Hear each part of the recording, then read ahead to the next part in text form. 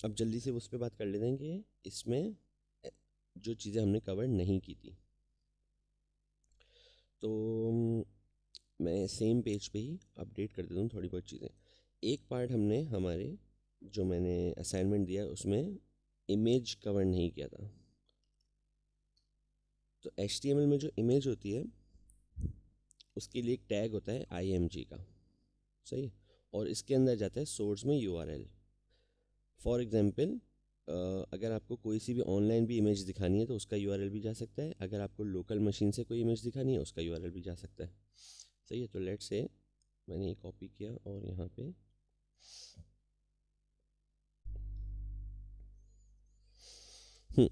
तो इमेज का टैग होता है। अब ये इमेज मैंने इसमें ऐड कर दी और मैं इसको ओपन कर लेता हूँ माय फर्स्ट पेज को, सही। तो एट द एंड देखें इमेज नहीं आ रही। उसकी वजह ये है कि ये इमेज कहाँ पे है। ये मेरे लोकल फोल्डर मीन्स मेरे सिस्टम में तो है ही नहीं, और ना ही ये कोई पर्टिकुलर URL है इमेज का जो ऑनलाइन इसको मिल जाए। इस वजह से यहाँ पे इमेज शो नहीं हो रही। अगर मैं कोई सी भी इमेज, फॉर एग्जांपल यही वाली image, save image IMG girl, और मैं ये सेव कर लेता हूँ मेरे पास लोकल मशीन में,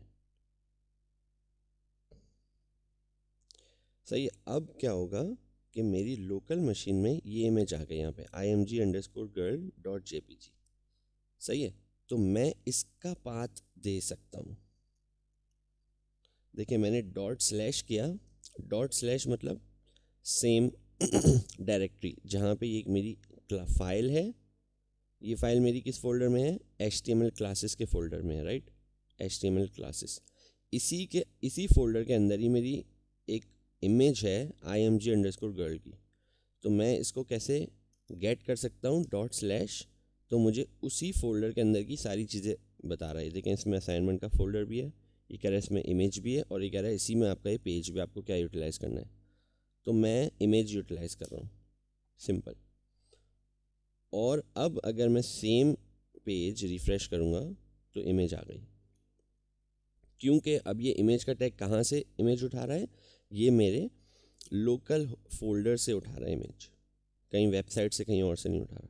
फॉर एग्जांपल अगर आपको कोई पब्लिक URL मिल जाए किसी भी इमेज का, और वो आप गेट करना चाहते हैं, तो यहाँ तो नहीं मिलेगा पब्लिक URL, फ्री इमेज।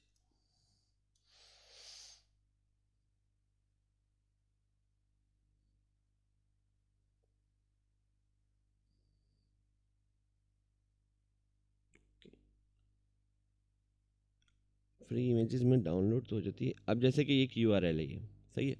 इसके इंस्पेक्ट में गया तो मैं इसने देखें डॉट डॉट स्लैश करके नहीं दिया हुआ, मीन्स इनके सर्वर पे, मीन्स इनकी वेबसाइट एक URL यूज़ कर रही है, उस URL से ये पूरी इमेज उठ के आ रही है। तो फॉर एग्जांपल अगर मैं ये URL कॉपी कर लेता हूँ, पूरी इमेज कॉपी कर ली मैंने,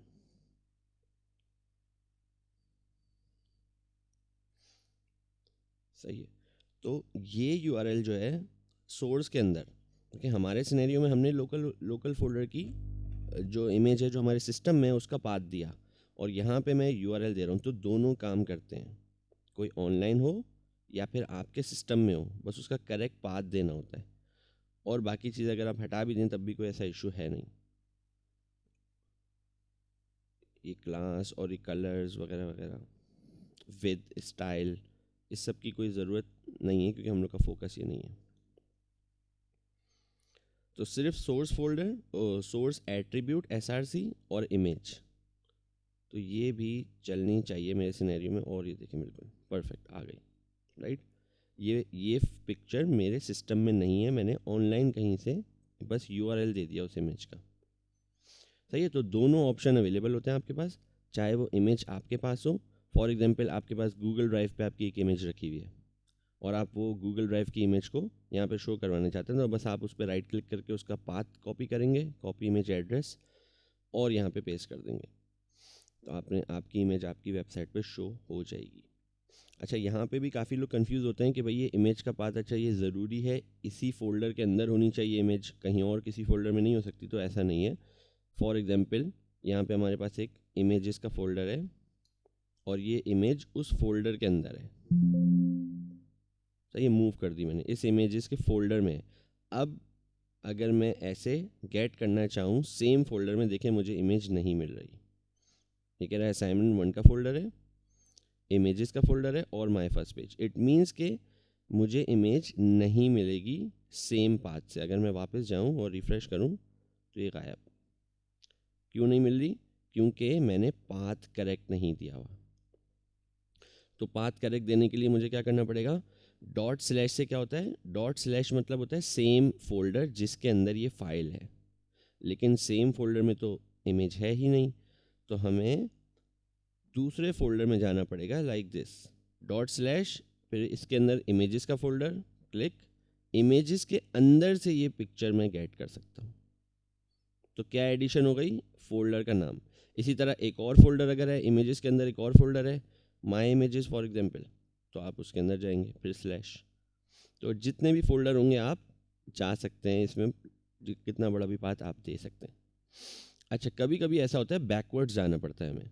बैकवर्ड मतलब ये तो एक मेन फोल्डर के अंदर एक और फोल्डर था और उसके अंदर हमारी इमेज थी, तो हम फॉरवर्ड जा रहे हैं कि भाई इमेज, हाँ हमारा फोल्डर है डॉट स्लैश, उसके अंदर एक और फोल्डर है इमेजेस, उसके अंदर जाके फाइल है वो गेट करें।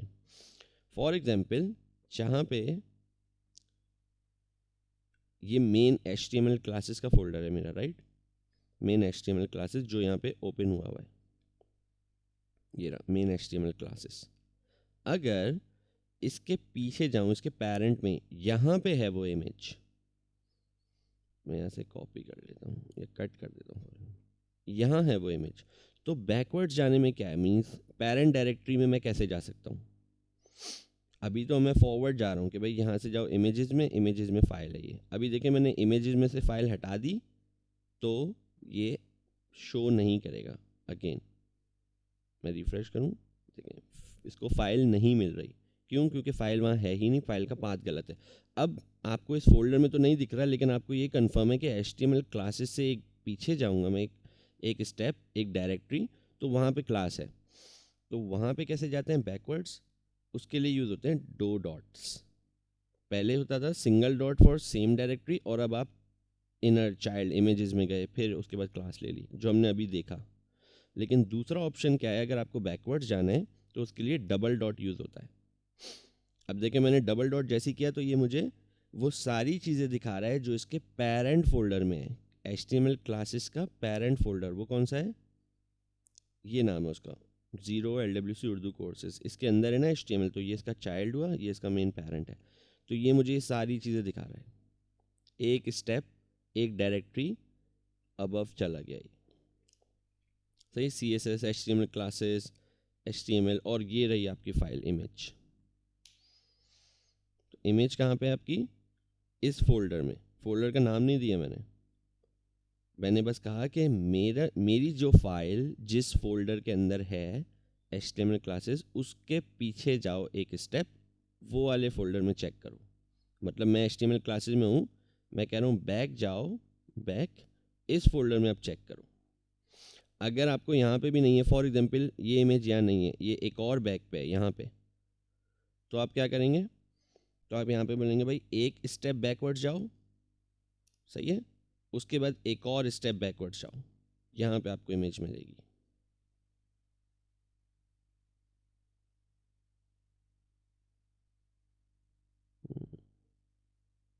मैंने कॉपी नहीं की,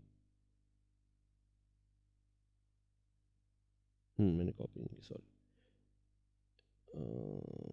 क्लासेस इमेज कर, एक स्टेप बैकवर्ड, एक और स्टेप बैकवर्ड, ये है सेल्सफोर्स मेन, सही है। इसके अंदर है LWC उर्दू कोर्सेज, इसके अंदर है HTML क्लासेस। तो मैं HTML क्लासेस के फोल्डर में हूँ, मैं कह रहा हूँ HTML क्लासेस में हूँ, एक बैक पे क्लिक करो, यहाँ आ जाओगे, उसके बाद एक और बैक पे क्लिक करो, यहाँ आ जाओगे, यहाँ पे वो इमेज है। दो बार मुझे बैकवर्ड्स जाना है।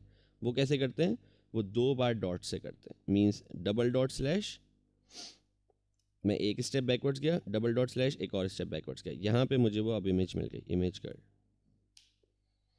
तो फॉरवर्ड और बैकवर्ड्स ऐसे जाते हैं, डॉट स्लैश से सेम फोल्डर, और डबल डॉट स्लैश से पिछला फोल्डर, उसका पेरेंट फोल्डर कह रहे हैं, पेरेंट डायरेक्टरी। इस तरीके से पाथ यूटिलाइज होते हैं, और ये सिर्फ इमेज के लिए नहीं है, कोई और भी चीज़ आपको गेट करनी हो कहीं पे भी तो इसी तरीके से यूटिलाइज होता है। सही है, तो ये हो गई इमेज की बात। आप अपनी इमेज यहाँ पे लगाकर अपने मतलब अपनी असाइनमेंट में जो आपको दिया था उसमें कर सकते हैं चेक। अच्छा, उसके बाद आती है, मैंने कहा था कि भाई ये इतनी बड़ी इमेज है और इसको CSS से नहीं करना है हमें, इसको हमें विदाउट CSS में इसका साइज़ चेंज करना चाह रहा हूँ। तो देखें, CSS तो मैंने आपको बताया था स्टाइल का एट्रीब्यूट होता है, ये सब CSS है। लेकिन इमेज के एट्रीब्यूट के अंदर एक खासियत है कि वो कुछ स्टाइल की प्रॉपर्टीज़ ऑटोमेटिकली हमें पहले से प्रोवाइड करता है। फॉर एग्जांपल विद, लेकिन विद मुझे प्रोवाइड कर रहा है कि ये एक एट्रीब्यूट है। ये विद एट्रीब्यूट डायरेक्टली ऐसे आपको कहीं और नहीं दिखेगा, एक दो जगह और दिखेगा, बाकी जगह नहीं। मैं यहाँ विद लिखूँ, ये अलाउ नहीं कर रहा मुझे। सजेशन भी नहीं दे रहा कि यहाँ पे ये प्रॉपर्टी डायरेक्टली असाइन नहीं हो सकती, यहाँ पे आपको स्टाइल विद ही यूज़ करना पड़ेगा दूसरी जगहों पे। लेकिन इमेज के अंदर आप विद यूटिलाइज डायरेक्ट कर सकते हैं, तो ये HTML का पार्ट हुआ, CSS नहीं है। और इसमें आप अपना पिक्सल्स में RM में भी दे सकते हैं, लेकिन हम लोग फोकस पिक्सल्स पे करें। पिक्सल्स में बता सकते हैं भाई PX, मतलब मैं कह रहा हूँ इसकी जो विद है वो 100 पिक्सल होनी चाहिए, विद हॉरिजॉन्टल। मैं सेव करता हूँ अगर और रिफ्रेश, सी। और अगर मैं कहता हूँ इसकी हाइट जो है वो 300 पिक्सल होनी चाहिए, तो हाइट वर्टिकल, तो देखें वर्टिकली लंबी। तो आप अपने हिसाब से इसको जिस तरीके से भी आप चाहते हैं आप इसकी विद एंड हाइट सेट कर सकते हैं without CSS, directly with the help of attributes. Attributes क्या होते हैं? जो भी आपके फर्स्ट टैग के अंदर, not ending tag, first tag के अंदर एट्रीब्यूट्स आते हैं सारे। सोर्स, अच्छा, ऑल्ट का क्या मतलब है? ऑल्टरनेटिव, मतलब कि अगर ये इमेज नहीं मिलती है, कुछ इशू होता है, कभी कभी ऐसा होता है आपकी इमेज सर्वर पे, आपने गूगल ड्राइव से ली, सर्वर मतलब स्लो चल रहा है तो आपकी इमेज नहीं आती, तब तक कम से कम एक ब्रोकन इमेज और उसके साथ नाम लिखा हुआ है कि भाई यहाँ क्या इमेज थी। फॉर एग्जांपल मैं इसका गलत पाथ दे देता हूँ, तो देखिए इमेज आ रही है और यहाँ पे वो नाम लिखा हुआ है जो मैंने वहाँ पे दिया हुआ है ऑल्ट में, यहाँ पे माई इमेज। मैं ये चेंज करता हूँ माई इमेज से, तो ये पाथ अब ये यहाँ पे शो करेगा माई इमेज। तो ये ऑल्टरनेटिव होता है कि भाई अगर इमेज शो नहीं हो रही तो कम से कम यूज़र के लिए यहाँ पे हम कुछ ऐसा लिखें कि उसको आइडिया हो जाए कि वो यहाँ पे क्या एक्सपेक्ट कर सकता है। मे बी पेज रिफ्रेश करे तब आ जाए, या फिर, लेकिन उसे कम से कम आइडिया हो ऑल्टरनेट कि भाई यहाँ पे कौन सी इमेज वो दिखाने की कोशिश कर रहा था पेज, लेकिन नहीं दिखा पाया। अच्छा, ये तो हो गई इमेज की बात, और इसकी with and height directly set कर सकते हैं विदाउट CSS, सही है। और एक और बात कि इमेज का टैग जो है वो सेल्फ क्लोजिंग टैग है, जस्ट लाइक ब्रेक का टैग सेल्फ क्लोजिंग है। मैंने बताया था कि सेल्फ क्लोजिंग में 2 ऑप्शन होते हैं, हम स्लैश लगा सकते हैं, लेकिन न्यू HTML जो आ गई है उसमें स्लैश की भी ज़रूरत नहीं है। पहले सेल्फ क्लोजिंग टैग्स में स्लैश लगता था एंड में, ऐसे एक ही टैग है, मतलब इसका कोई एंडिंग टैग ऐसे अलग से नहीं है कि IMG, कि ये स्टार्टिंग टैग हो गया इसका और ये एंडिंग टैग हो गया, नहीं ऐसा नहीं है, एक ही टैग है और वो सेल्फ क्लोजिंग है। सेल्फ क्लोजिंग मतलब उसका एंडिंग टैग नहीं होता, फर्स्ट टैग ही होता है, और उसी के अंदर आप स्लैश लगा देते हैं एंड में, तो ये सेल्फ क्लोजिंग हो गया। न्यू HTML में क्या खासियत है कि आपको ये स्लैश लगाने की भी ज़रूरत नहीं है, ऑटोमेटिकली वो इसको सेल्फ क्लोजिंग कंसिडर करेगा। तो ये आ गई इमेज की बात, सही है।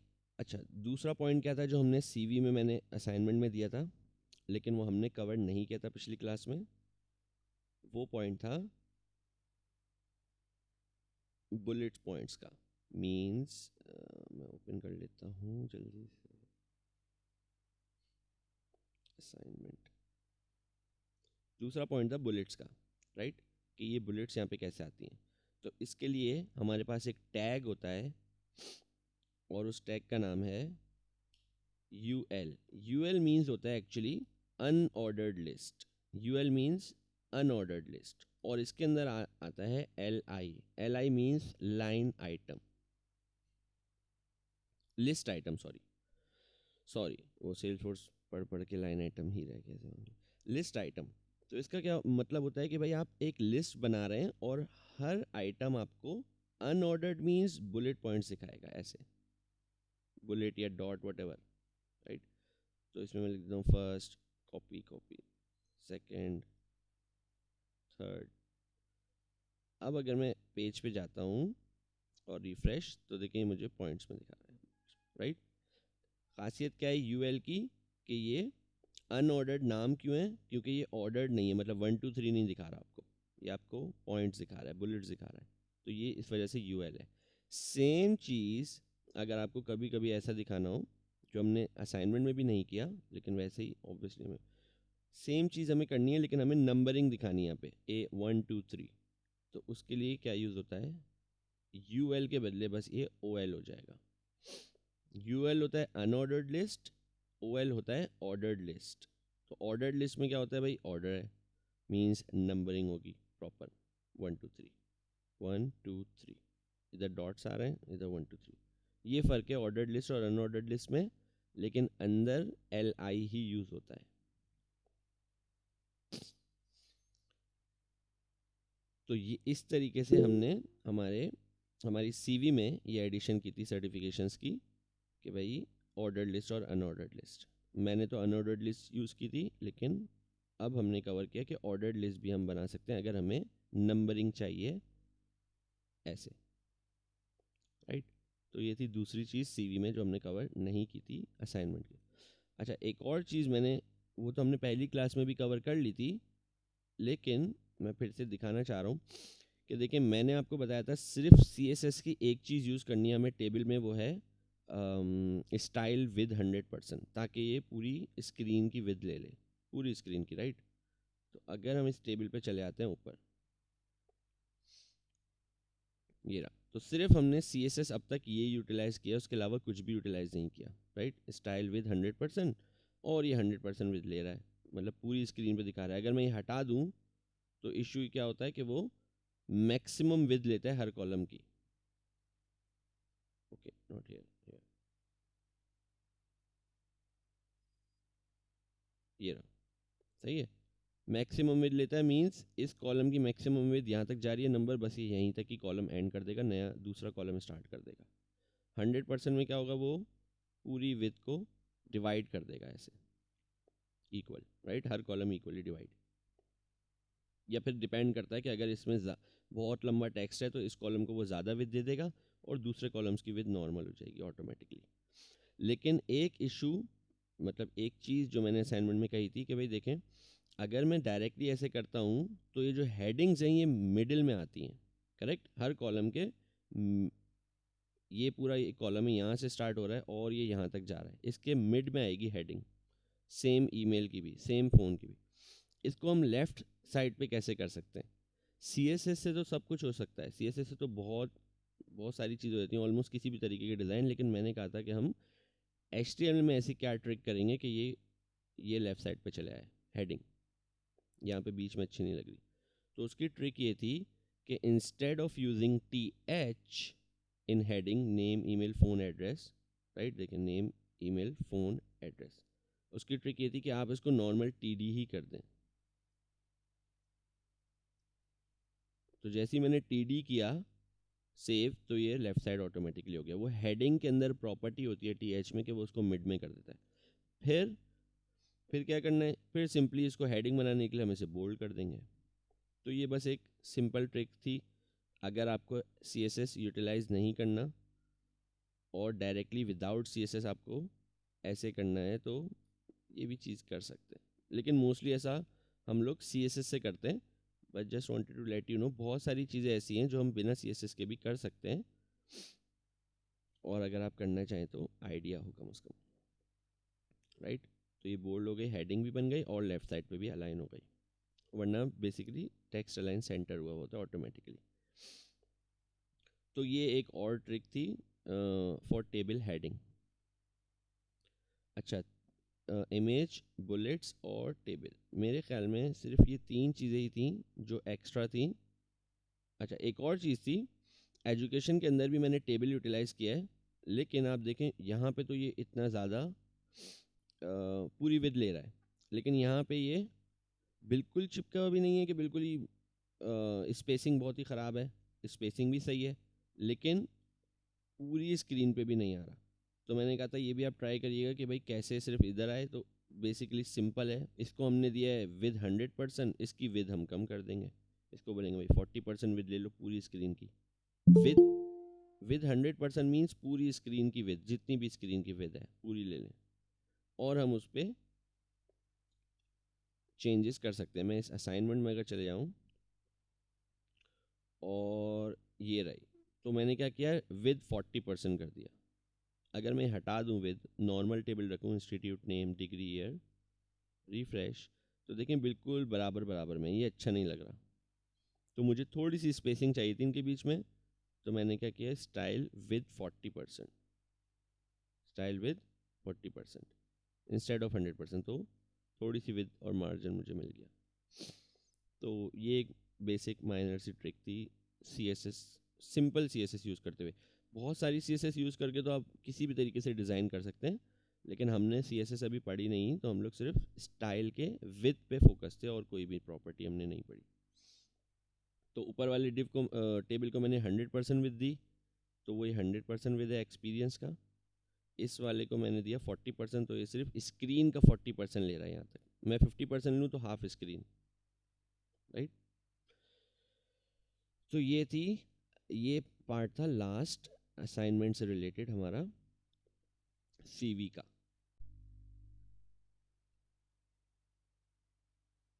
ओके,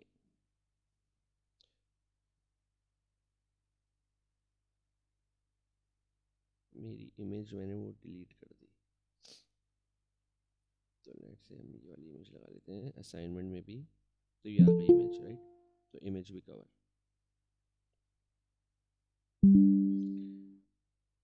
तो ये असाइनमेंट की चीज़ें थी। अब हम लोग नेक्स्ट टॉपिक स्टार्ट कर देते हैं फाइनली। तो नेक्स्ट टॉपिक जो है हमारे पास वो इसके अलावा भी डिव्स थे, मैंने आपको बताया था, ये सब आप एक्सप्लोर कर सकते हैं यहाँ पे। जैसे जैसे आपको एक्सप्लोर करें जाके HTML लिखें, W3 स्कूल पे बहुत सारे डिव्स हैं, सब यूटिलाइज होंगे नहीं, लेकिन मोस्ट प्रोबेबली जो हमने सबसे ज़्यादा यूज़ होता है वो हमने एक्सप्लोर कर लिए हैं सब। यहाँ पे ये UL भी है जो अभी अभी हमने, और ये LI। अच्छा, अब आ जाती है बात फॉर्म पे, सही है।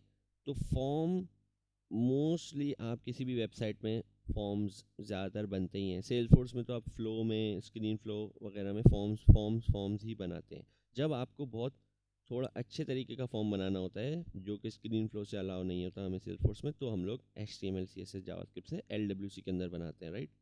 तो इसी वजह से हम LWC पढ़ भी रहे हैं, right.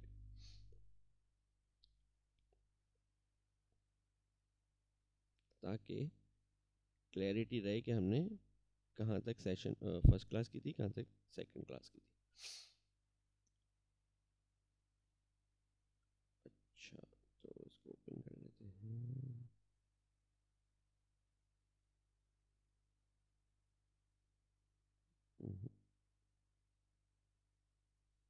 My first page H1, okay, ये रही हेडिंग सेशन। तो मैं ये वाली इमेज की विद एंड हाइट छोटी कर देता हूँ ताकि ये इतनी ज़्यादा ना दिखे। 100 पिक्सल एंड 100 पिक्सल, 100 और इसकी भी कर देते हैं 100 पिक्सल्स एंड 100 पिक्सल्स।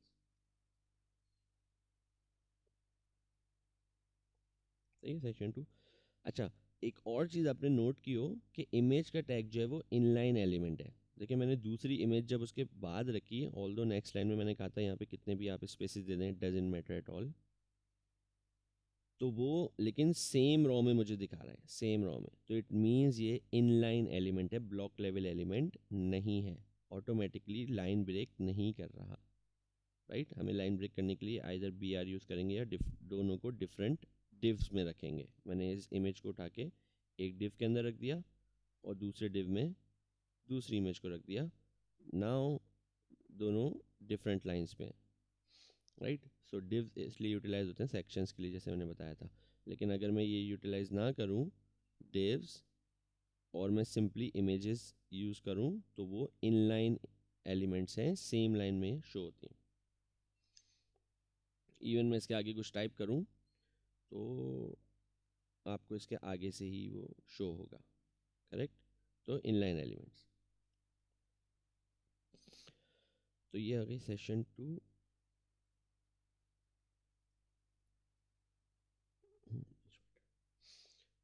अब आ जाते हैं हम लोग फाइनली फॉर्म्स पे। तो फॉर्म्स के अंदर डायरेक्टली हम लोग यूज़ करेंगे लिंक्स W3 स्कूल का, और यहाँ से हम लोग सारी चीज़ें चेक करेंगे। तो कोई भी फॉर्म बनाने के लिए इन HTML आपके पास एक टैग होता है फॉर्म का, सही है। एक टैग होता है आपके पास फॉर्म का, मैं इसको हेडिंग दे देता हूँ फॉर्म्स। आपके पास टैग होता है फॉर्म का, और उस फॉर्म के अंदर आप लोग ऑब्वियसली किसी भी फॉर्म के अंदर क्या होता है भाई, मैं अगर अपनी वेबसाइट दिखाऊँ अगेन,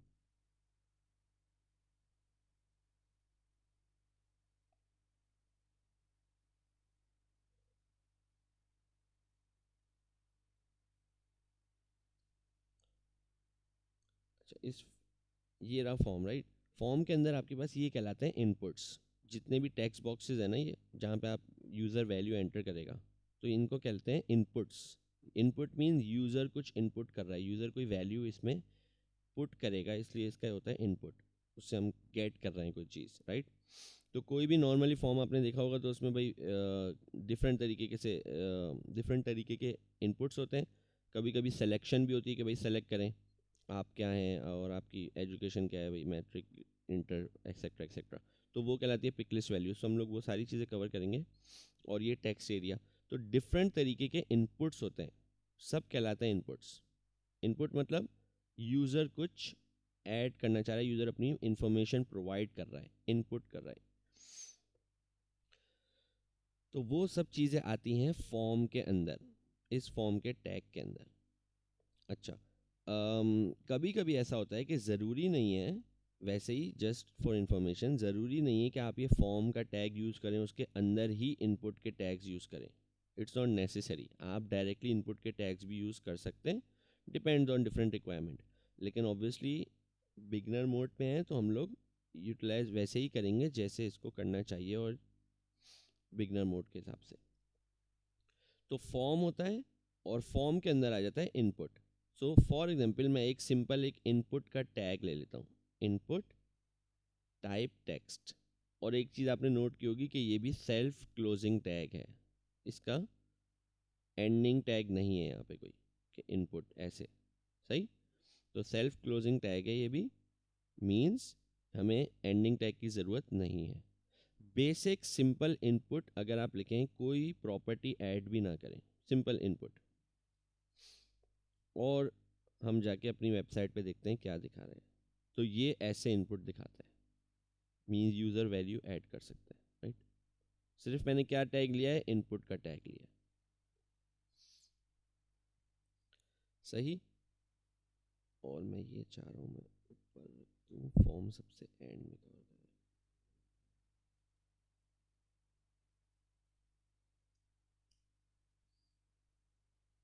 ओके, तो ये आ गए फॉर्म्स। तो ये एक इनपुट है जहाँ पे यूज़र वैल्यू ऐड कर सकता है। एंड देन नॉर्मली क्या होता है, बटन क्लिक करते हैं, आपका डाटा जो है वो जाके सबमिट हो जाता है, सेव हो जाता है। वो सारी चीज़ें आगे की कहानी है, वो HTML से नहीं होता। हमारा फोकस क्या है कि फॉर्म्स बनते कैसे हैं, HTML से हम फॉर्म बनाएंगे कैसे, सबमिट होके डाटा कहाँ जाके सेव हो रहा है, वो नेक्स्ट पार्ट है, वो डिफरेंट पार्ट है। मेन अभी HTML में क्या पार्ट है कि भाई फॉर्म बनाना कैसे है। तो अभी अभी हमने देखा कि फॉर्म का टैग होता है और उसके बाद इनपुट का टैग होता है जो हमें ऐसे टेक्स्ट बॉक्स शो कर देता है। अगर मैं इनपुट का टैग अलग से भी यूज़ करूँ विदाउट फॉर्म, तब भी सेम, सी।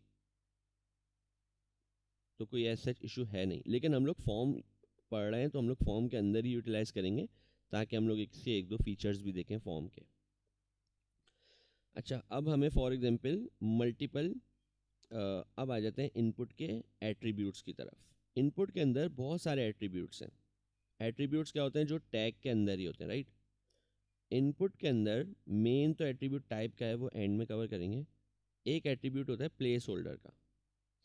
अब प्लेस होल्डर का एट्रीब्यूट क्या काम करता है, आपने कभी देखा होगा किसी भी फॉर्म के अंदर, जैसे कि यहाँ पे देखें अंदर लिखा हुआ है ये सब्जेक्ट, ये एक्चुअली में टेक्स्ट नहीं है। मैं टाइप करना शुरू करूँगा वो गायब हो जाएगा, और मैं रिमूव करूँगा तो वो वापस आ जाएगा टेक्स्ट सब्जेक्ट। मैं जैसे ही टाइप करता हूँ, ये कहलाता है प्लेस होल्डर, राइट। ये कहलाता है प्लेस होल्डर। इसमें आप जो भी टेक्स्ट लिखेंगे वो इनपुट आपके टेक्स्ट बॉक्स के अंदर शो होगा, यहाँ पे लाइट ग्रे में। उसका कलर भी चेंज हो सकता है, सब कुछ हो सकता है सिर्फ CSS से। तो मैं अगर लिखता हूँ please enter first name place holder में, तो देखिए अंदर लिखा हुआ आ रहा है प्लीज़ एंटर फर्स्ट नेम, और मैं इसमें वैल्यू डालूंगा वो गायब हो जाएगा ऑटोमेटिकली, मैं हटाऊंगा वो वापस आ जाएगा। तो ये खासियत होती है प्लेस होल्डर की। कभी कभी कुछ कुछ फॉर्म्स में, जैसे मेरे फॉर्म में लेबल है ही नहीं टॉप पे, देखें मैंने लेबल्स जो हैं वो उसको प्लेस होल्डर को एज अ कंसिडर किया है, करेक्ट। तो उसके लिए हम लोग प्लेस होल्डर यूज़ करते हैं।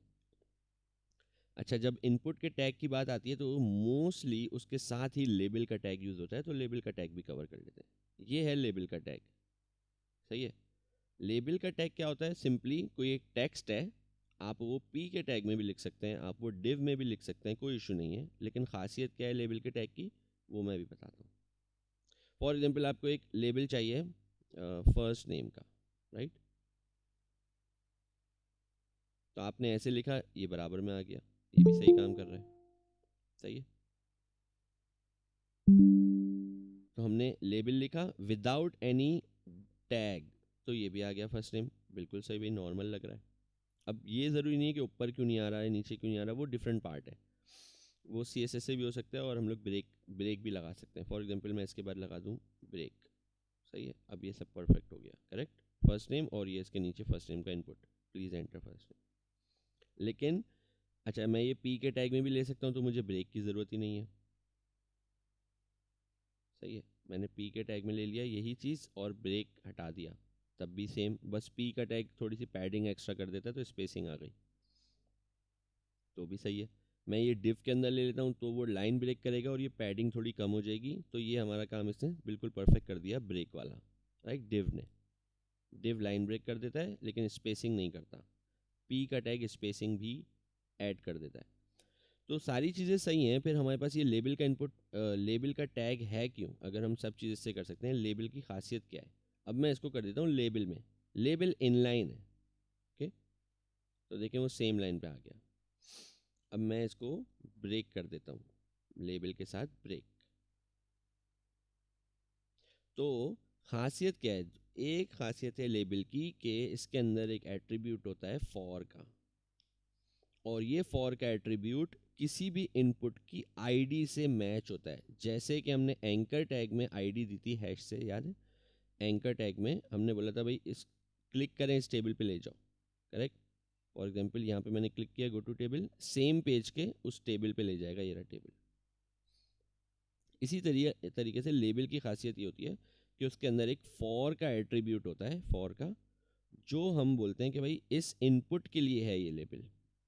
और उससे होता क्या है फ़ायदा, फ़ायदा ये होता है कि हम लेबल पे क्लिक करेंगे ऑटोमेटिकली वो इनपुट पे फोकस कर देगा, ऐसे जैसे हमने इनपुट पे क्लिक किया हो कि हम वैल्यू ऐड कर सकते हैं। हम बाहर क्लिक करें, हम लेबल पे क्लिक करेंगे तो यहाँ पे ऑटोमेटिकली फोकस आ जाएगा। फोकस मीन्स ये कर्सर ब्लिंक होना शुरू हो जाएगा कि भाई यहाँ पे वैल्यू हम ऐड कर रहे हैं, यहाँ कुछ भी टाइप करेंगे यहाँ आएगा। तो उसके लिए यूज़ होता है फॉर का एट्रीब्यूट। अब फॉर के एट्रीब्यूट में हमें इनपुट की आईडी ऐड करनी होती है। फॉर एग्जांपल मैं इस आईडी को दे देता हूँ फर्स्ट नेम, सेम ये कॉपी करके मैं फॉर के एट्रीब्यूट में डाल दूंगा। सेम आईडी जो इनपुट की आईडी है वही आईडी मैंने फॉर के एट्रीब्यूट में ऐड कर दी, एग्जैक्ट सेम। अब क्या होगा, अब होगा ये कि अगर मैं इस लेबल पे क्लिक करता हूँ, देखें तो ये इधर फोकस हो गया ऑटोमेटिकली। इवन अगर मैं इस लेबल को, लेबल यहाँ है और ये इनपुट यहाँ है, मैं यहाँ क्लिक करूँ तब भी फोकस हो रहा है। अगर मैं लेबल पे क्लिक करता हूँ तो देखें फोकस हो गया इस पर। तो पूरे पेज पे कहीं पे भी हो इनपुट, अगर उसकी आईडी मैच करेगी ये उस पर जाके आपको फोकस ले जाएगा और आप वैल्यू ऐड कर सकते हैं। और वो मेरे ख्याल में ऑटोमेटिकली आपको, देखें आप इनपुट कहाँ है, नीचे, और मैंने क्लिक कर रहा हूँ इधर फर्स्ट नेम पे, तो ये मुझे उधर स्क्रॉल करके भी ले जाएगा उस इनपुट पे, और वहाँ पे मैं आ गया, करेक्ट। और इस पर फोकस भी हुआ है और मैं डायरेक्टली टाइप कर सकता हूँ। तो ये बस एक खासियत है लेबल की, इस वजह से ये लेबल यूटिलाइज होता है। जैसा मैंने कहा HTML में बहुत सारी ऐसी चीज़ें हैं, आपकी मर्जी होती है यूज़ करें नहीं करें। अगर आपको ये फंक्शनलिटी नहीं देनी, आप बोले नहीं बस नॉर्मली पी का टैग ले लें, डिव ले लें, whatever, it's totally up to you. बस लेबल में क्या होता है कि वो इनलाइन एलिमेंट है, लाइन ब्रेक खुद ब खुद नहीं करता, ना इनपुट ना लेबल।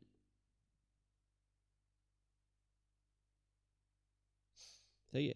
अच्छा, इस तरीके से हम जितने फॉर्म्स चाहें उतने बना सकते हैं हम लोग, मतलब जितनी वैल्यूज चाहें। अब मैं ये चाह रहा हूँ भाई, ये अब मैं फॉर्म बना रहा हूँ एक, फॉर एग्जांपल ये लास्ट नेम है, प्लीज़ एंटर लास्ट नेम, इसको मैंने आईडी दे दी लास्ट नेम की, और इधर भी मैंने आईडी दे दी फॉर और लास्ट नेम। सही है।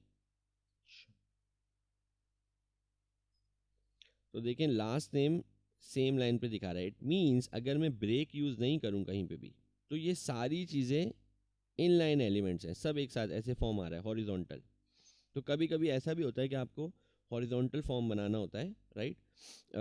या तो आपको लेबल्स नहीं चाहिए, कभी आप कोई वेबसाइट बना रहे हैं जहाँ पे, जिसके अंदर सर्चेज होती हैं, फ़िल्टर्स होते हैं, वो फ़िल्टर जो हैं आप राइट ऐसे यूज़ करते हैं कि भाई पहले ये फ़िल्टर ऐड कर दो, फिर ये फ़िल्टर ऐड कर दो, फिर ये फ़िल्टर ऐड कर दो, सब हॉरिजॉन्टल में होते हैं। तो फॉर दैट आपको बस सिंपली इनपुट्स यूज़ करने हैं, राइट।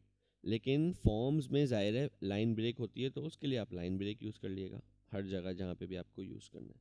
मोस्टली तो हम लोग ये CSS से करते हैं, लेकिन हम लोग HTML से कर पढ़ रहे हैं अभी, तो HTML से ही करेंगे।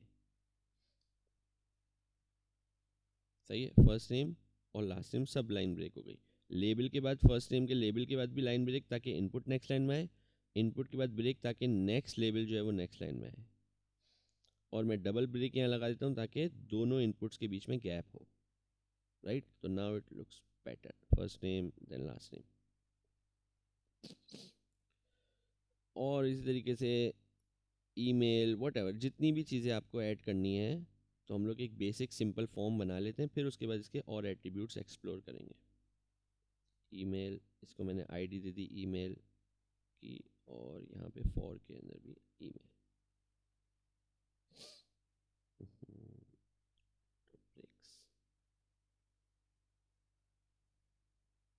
Right, first name last name email, और एंड में ऑब्वियसली बटन होता है, तो उस पर आते हैं अभी थोड़ी देर में। तो ये एक बेसिक सिंपल फॉर्म हम लोग ट्राई कर रहे हैं यहाँ पे, जैसे कि हमें एग्जाम्पल भी दी हुई है। अब और एट्रीब्यूट्स क्या हैं इनपुट के? इनपुट के एट्रीब्यूट, एक जो मेन एट्रीब्यूट है वो है इसका टाइप का, लेकिन उससे पहले एक दो चीज़ें और, पहले टाइप पढ़ लेते हैं। टाइप का एट्रीब्यूट क्या है? इसमें हम डिफाइन करते हैं कि भाई ये इनपुट किस टाइप का है, मतलब हमें ये कैसा दिखाना है यूज़र को। अभी तो नॉर्मल एक टेक्स्ट बॉक्स दिख रहा है, जब आप कुछ भी नहीं देते तो एक टेक्स्ट होती है इसकी टाइप। टेक्स्ट मतलब यूज़र 1 2 3 भी टाइप कर सकता है, और स्पेशल कैरेक्टर्स भी डाल सकता है, कुछ भी, राइट। तो ये तो नॉर्मल एक टेक्स्ट है। अगर मैं चाह रहा हूँ कि भाई नहीं, सिर्फ और सिर्फ फॉर एग्जांपल मैं यहाँ पे एज, एक एज का बना लेते हैं, एक और एज का, प्लीज एंटर एज। सही है। अब मैं ये चाह रहा हूँ कि भाई एज में कोई ABCD ऐसे नहीं डाले। वो सारी वैलिडेशन बहुत सारी तो जावास्क्रिप्ट से होती है, लेकिन बेसिक वैलिडेशन हम यहाँ कर सकते हैं। हम चाह रहे हैं कि उसके पास नंबरिंग हो, तो यहाँ पे यूज़ होती हैं चीज़ें टाइप का एट्रीब्यूट, टाइप नंबर। मैंने बोला टाइप नंबर। अब क्या चेंज होगा अगर मैं रिफ़्रेश करूँ? देखें यहाँ पे ये खुद ब खुद ये वाले आइकन्स आ गए, ऊपर वाले टैग्स में नहीं है ये। ऊपर वाले टैग एलिमेंट्स या टैग्स में जो भी बोलूँ, इनपुट्स में नहीं है। लेकिन यहाँ पे क्योंकि मैंने उसको क्या दे दिया, टाइप नंबर, तो अब मैं ABCD तो नहीं लिख सकता। हाँ, ई लिख सकता हूँ, क्योंकि ई बहुत सारी ऐसी चीज़ें हैं जो आप लिख सकते होंगे, वो सब क्या होती हैं, वो भी नंबर का पार्ट कहलाते हैं, कुछ कुछ अल्फ़ाबेट्स। तो वो यहाँ पे आप पुट कर सकते हैं। अगर उसको भी रोकना है तो उसके लिए हम लोग मोस्टली जावास्क्रिप्ट से 100% रोक सकते हैं, तो पैटर्न डिफाइन कर देते हैं। लेकिन नॉर्मली हम लोग बस सिर्फ टाइप नंबर लें तो 70% काम ये कर देता है, और हम लोग सिर्फ अब नंबर टाइप कर सकते हैं। और अच्छी बात ये भी है कि ये आपको एडिशनल ये देता है अप एंड डाउन, सो इससे नंबर ऑटोमेटिकली आप यहीं से ही अप डाउन कर सकते हैं। तो ये माइनस में भी वैल्यू आ सकती है। तो ये होती है खासियत इनपुट के अंदर टाइप्स की, कि आप डिफरेंट टाइप की चीज़ें दिखा सकते हैं, राइट। फॉर एग्जांपल अब मैं बोल रहा हूँ कि नॉर्मली अगर मैं टाइप कुछ ना रखूँ तो वो टाइप होती है टेक्स्ट की, राइट। टेक्स्ट मीन्स कुछ भी अलाउ करो यूज़र को टाइप करने के लिए। अगर मैं हटा भी दूँ, by default it's a text. Default value क्या होती है, टेक्स्ट। तो फर्स्ट नेम तो टेक्स्ट है, लास्ट नेम में भी टेक्स्ट लगा लेते हैं कि भाई सही है। ईमेल के अंदर क्या है, अब ईमेल में मैं नहीं चाह रहा कि कोई भी ऐसी ईमेल ऐड कर दे, बस मैं चाह रहा हूँ कि कोई एक प्रॉपर ईमेल हो, कम से कम उसमें @ तो हो, राइट। सो उसके लिए हमारे पास टाइप का एट्रीब्यूट होता है email. Type equals two means email.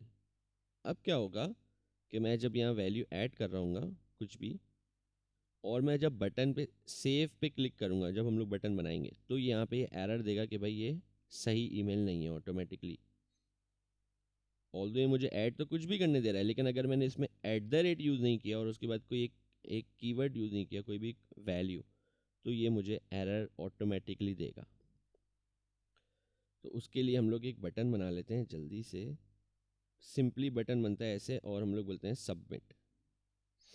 और इस पर भी बात करेंगे कि सबमिट का बटन क्या है ऐसे। अब मैंने देखें फॉर एग्जांपल टेक्स्ट में फर्स्ट नेम में कुछ वैल्यू डाली, लास्ट नेम में कुछ वैल्यू डाली, एज में नंबर डाल दिया, और मैंने सबमिट किया, तो फॉर्म सबमिट हो गया और सब वैल्यूज़ चली गई। डोंट वरी अबाउट कि भाई फॉर्म सबमिट कहाँ हुआ, क्यों हुआ, वैल्यूज़ कहाँ गई, एक्सेट्रा, वो अभी हम लोग एक्सप्लोर करेंगे। मेन मेन बात थी कि फॉर्म सबमिट हो गया, कोई इशू नहीं हुआ। अब मैं वैल्यू डालता हूँ भाई, टेक्स्ट में कुछ फर्स्ट नेम डाल, ईमेल में मैं प्रॉपर ईमेल नहीं डाल रहा, मीन्स abc@gmail.com नहीं कर रहा, मैं बस abc कुछ भी। अब मैं सेव करता हूँ तो देखें ये सबमिट नहीं कर रहा, ऑटोमेटिकली मुझे एरर दे रहा है। क्या एरर दे रहा है कि भाई प्लीज़ इंक्लूड एन @ क्योंकि ये ईमेल का टैग है HTML, तो भाई इसमें @ इंक्लूड करो, ये मिसिंग है। ये HTML खुद ब खुद देता है हमें जावास्क्रिप्ट की भी ज़रूरत नहीं पड़ी, सिर्फ हमने एक टाइप का ईमेल लगा दिया तो वो इसको चेक करता है ऑटोमेटिकली। अच्छा, मैं एक @ ईमेल लिख देता हूँ, @। अब सबमिट करते हैं तो ये बोलेगा please enter a part following @ मतलब वो कह रहा है कि ऐसी कोई ईमेल नहीं होती जिसमें सिर्फ @ आए, उसके आगे कोई ना कोई पार्ट होता है, ए। अब मैंने ए एक्स्ट्रा पार्ट लिख दिया, सबमिट, सही है। तो ये प्रॉपर सबमिट हो गया। अच्छा वो सही है, कहाँ सबमिट हुआ, वैल्यूज़ कहाँ गई, वो बात की बात है। मेन काम ये है कि ईमेल अब हम normal email without proper email address नहीं डाल सकते, सही है। इसी तरीके से मैं फॉर्म सबमिट करने से पहले, जैसे आपने देखा होगा सेल्सफोर्स में भी भाई लास्ट नेम तो कंपलसरी है, तो उसके लिए क्या एट्रीब्यूट यूज़ होता है, लास्ट नेम तो मस्ट है, तो हम लोग रिक्वायर्ड का एट्रीब्यूट यूज़ करते हैं। पहले required equals to true use करना पड़ता था ऐसे, ओके। और हम लोग LWC में भी रिक्वायर्ड इक्वल्स टू ट्रू इस तरह यूज़ करेंगे, या तो शायद इस तरह यूज़ करें कि भाई कोई प्रॉपर्टी का नाम दे दें इज़ ट्रू, वो आगे सीखेंगे जब, करेक्ट। लेकिन अब रिक्वायर्ड सिर्फ नॉर्मल HTML में सिर्फ ऐसे रिक्वायर्ड यूज़ होता है, सिंपल। एक एट्रीब्यूट का लगा दिया, हमें आगे इसके इक्वल्स टू कुछ नहीं देना, ये रिक्वायर्ड प्रॉपर्टी हो जाएगी, ये रिक्वायर्ड हो जाएगा। रिक्वायर्ड मीन्स अब मैं फॉर्म सबमिट करूंगा तो ये कहेगा भाई please fill out this field, last name required. तो इस तरीके से हम कोई भी वैल्यू, कोई भी इनपुट, फर्स्ट नेम हो, लास्ट नेम हो, ईमेल हो, चाहे फॉर एग्जांपल मैं फर्स्ट नेम को भी रिक्वायर्ड करना चाह रहा हूँ, राइट। तो अब क्या होगा, वो पहले फर्स्ट नेम को चेक करेगा, लाइन 1 बाय 1 आता है। फर्स्ट नेम में वैल्यू डाली, मैंने बोला अब सबमिट, वो बोलेगा नहीं भाई लास्ट नेम भी रिक्वायर्ड है। हाँ, ईमेल और एज रिक्वायर्ड नहीं है, तो अब ये फॉर्म सबमिट हो जाएगा, खाली हैं दोनों वैल्यूज ही, फॉर्म सबमिट। लेकिन फर्स्ट नेम और लास्ट नेम रिक्वायर्ड है, तो उनकी वजह से फॉर्म सबमिट नहीं होगा अनटिल एंड अनलेस मैं उनमें वैल्यू ऐड करूँ। तो ये रिक्वायर्ड का एट्रीब्यूट काम आता है जब हमें कोई भी फॉर्म सबमिशन से पहले कहना होता है कि भाई ये बाकी फील्ड्स रिक्वायर्ड है। फॉर एग्जांपल ये देखें मेरी फॉर्म पे भी सेंड, ये बोला भाई प्लीज़ फिल आउट, तो मैंने रिक्वायर्ड की प्रॉपर्टी ही यूज़ की है। अगर मैं इंस्पेक्ट में जाऊँ, ये रहा रिक्वायर्ड के एट्रीब्यूट। तो रिक्वायर्ड से बहुत इजीली हम लोग कोई भी फील्ड रिक्वायर्ड कर सकते हैं। अच्छा, कभी कभी ऐसी चीज़ होती है कि हमें यूज़र को कोई एक चीज़ वैल्यू शो करनी होती है, रीड ओनली फॉर्मेट में शो करना है, मतलब यूज़र एंटर ना कर सके। कुछ कुछ फॉर्म में ऐसी वैल्यू होती है, तो हमारे पास एक प्रॉपर्टी होती है रीड ओनली की। रीड ओनली मीन्स सिर्फ देख सकता है, वैल्यू ऐड नहीं कर सकता। तो मैंने रीड ओनली की प्रॉपर्टी एट्रीब्यूट ऐड किया है एज के टैग में, एज के इनपुट में, राइट। तो अब मैं इस पर देखें क्लिक तो कर रहा हूँ, लेकिन मैं इसमें वैल्यू, वो कर्सर नहीं आ रहा, मैं उसमें कुछ ऐड नहीं कर सकता, मैं कुछ टाइप नहीं कर सकता। तो डिफरेंट डिफरेंट रिक्वायरमेंट्स में ये काम आता है कि भाई हमें यूज़र को ऑटोमेटिकली हमने एज सेट कर दी कि भाई 18 साल ही होगी एज, वैल्यू 18, तो 18 ही होगी बस। अब इससे ज़्यादा और कम नहीं कर सकते। जस्ट एन एग्जाम्पल, इसी तरीके से हमने वैल्यू का एट्रीब्यूट भी अभी देख लिया कि हम बाय डिफ़ॉल्ट कोई वैल्यू डलवाना चाह रहे हो तो हम वैल्यू के एट्रीब्यूट से ऐड कर सकते हैं। और भी बहुत वजह यूटिलाइज होगा ये वैल्यू का एट्रीब्यूट, हम ये ना भी दें तब भी जो भी यूज़र वैल्यू डाल रहा है ये उसकी वैल्यू है, राइट।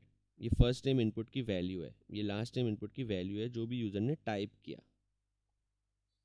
करेक्ट। तो एक वैल्यू का एट्रीब्यूट भी होता है बाय डिफ़ॉल्ट। अगर मैं ABCD लिखूं तो यहाँ पे ABCD वैल्यू मैं इसको मिटा सकता हूँ। सी यहाँ पे तो ये हो गया डिफ़ॉल्ट वैल्यू दे दी मैंने कि भाई अगर आपको फर्स्ट नेम नहीं देना तो आप ABCD, लेकिन आपकी मर्ज़ी। अगर आपने मिटा के ये चेंज किया, अब मैं सबमिट करूँगा तो वैल्यू ये न्यू वाली ही जाएगी, ये ABCD नहीं जाएगी। ये सिर्फ फर्स्ट टाइम शो करने के लिए है डिफ़ॉल्ट वैल्यू। तो ये एक वैल्यू का एट्रीब्यूट भी यूटिलाइज होता है। अच्छा, इसके अलावा अब आ जाते हैं type of inputs, different type of inputs पे। सही है, इनपुट की बहुत सारी टाइप्स होती हैं, वो हम लोग एक्सप्लोर कर लेते हैं अभी जल्दी से। तो पहली टाइप तो हमने देख ली कि भाई टेक्स्ट है, दूसरी टाइप हमने देखी नंबर है, उसकी क्या खासियत है, तीसरी टाइप देखी ईमेल है। कभी कभी हमें दिखाना होता है चेक बॉक्स भी, are you sure you want to submit the form whatever, right. तो उसके लिए क्या यूज़ होता है, सेम। अगर मैं यहाँ पे इनपुट ले लूँ और टाइप इसकी नंबर से चेक बॉक्स कर दूँ और रीड ओनली हटा देते हैं, और प्लेस होल्डर तो चेक बॉक्स में होता ही नहीं, ऑब्वियसली जगह ही नहीं है चेक बॉक्स की, तो simply input type check box. तो ये कैसे दिखाएगा, ऐसे चेक बॉक्स आ गया कि मैं इसको चेक और अनचेक कर सकता। और इसके अंदर मुझे यहाँ पे दिखाना है कि भाई आर यू श्योर या कुछ भी, वो कैसे ऐड होगा, ओके सॉरी, ये लेबल के बीच में आएगा, लेबल से आर यू श्योर का और यहाँ चेक बॉक्स। लेकिन मैं ये चाह रहा हूँ कि मैं इस लेबल पे क्लिक करूँ तो ये चेक बॉक्स चेक और अनचेक हो, राइट। लेबल पे क्लिक करूँ तो क्या होगा, सेम चीज़ अगेन, मैं इस इनपुट को एक आईडी दे दूँगा, confirm check box for example, और यही आईडी मैं फॉर के अंदर दे दूँगा, आर यू श्योर के फॉर के एट्रीब्यूट में। तो ये दोनों एक दूसरे से कनेक्ट हो गए, ये लेबल इस इनपुट से कनेक्ट हो गया आईडी की वजह से, सेम आईडी, इसमें आईडी है, इधर फॉर के एट्रीब्यूट में। अब अगर मैं इधर जाता हूँ और मैं इस पर चेक करता हूँ तो ये चेक बॉक्स हो रहा है, मैं लेबल पे क्लिक कर रहा हूँ लेकिन वो चेक बॉक्स चेक और अनचेक हो रहा है। तो इस तरीके से हम लेबल को यूटिलाइज कर सकते हैं चेक बॉक्स के साथ, और उसकी खासियत वही फॉर और आईडी, राइट। और दोनों नेक्स्ट लाइन में भी हो सकते हैं with the help of break, मर्जी है। तो ये आ गया चेक बॉक्स डिफरेंट। अच्छा, कभी कभी ऐसा होता है कि आपको रेडियो बटन्स भी दिखाने होते हैं, मींस चेक बॉक्स में तो ये है कि आप मल्टीपल चेक बॉक्सेस होंगे, एक सारे चेक बॉक्सेस चेक कर सकते हैं, right. Check box 1, check box 2, all of them. लेकिन radio button input type radio, और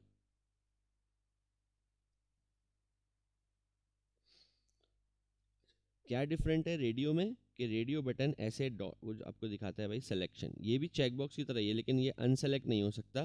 लेकिन क्लिक करने पे अगर अनटिल एंड अनलेस एक और रेडियो बटन नहीं है पेज पे, अगर एक ही है तो आपने एक बार सेलेक्ट कर लिया, अभी अनसेलेक्ट नहीं हो सकता। लेकिन नॉर्मली रेडियो बटन क्या होते हैं, आपके पास ऑप्शंस होते हैं कि आर यू पाकिस्तानी और ये और वो, राइट। तो हम मल्टीपल रेडियो बटन्स ले लेते हैं ताकि हमें एग्जाम्पल के लिए, फॉर एग्जाम्पल पहले लेते हैं,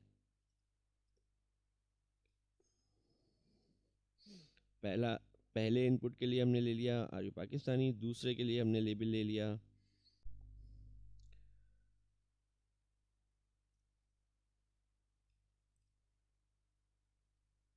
okay lives in some other country.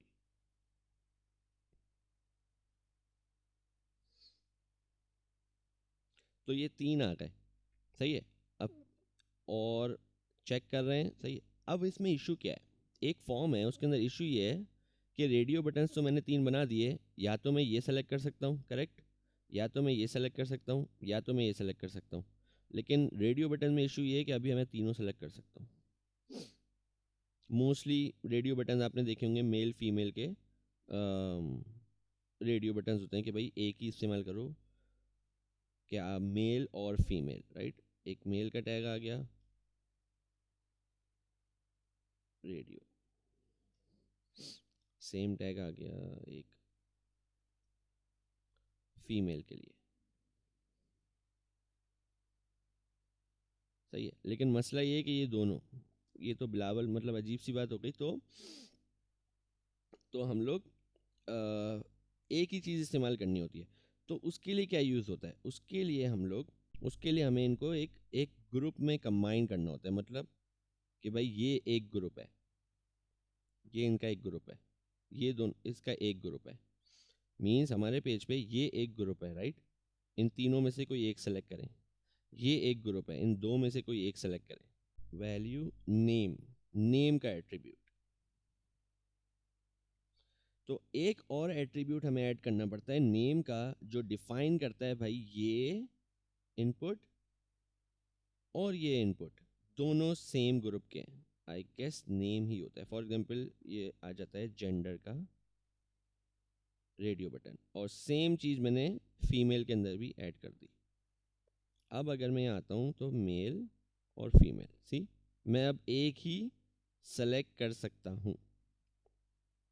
तो ये किस वजह से होता है, नेम का एट्रीब्यूट डिफाइन करता है कि भाई ये दोनों इनपुट्स एक ग्रुप के अंदर हैं। यूज़र को सिर्फ एक ही सेलेक्ट करने की का ऑप्शन है हमारे पास।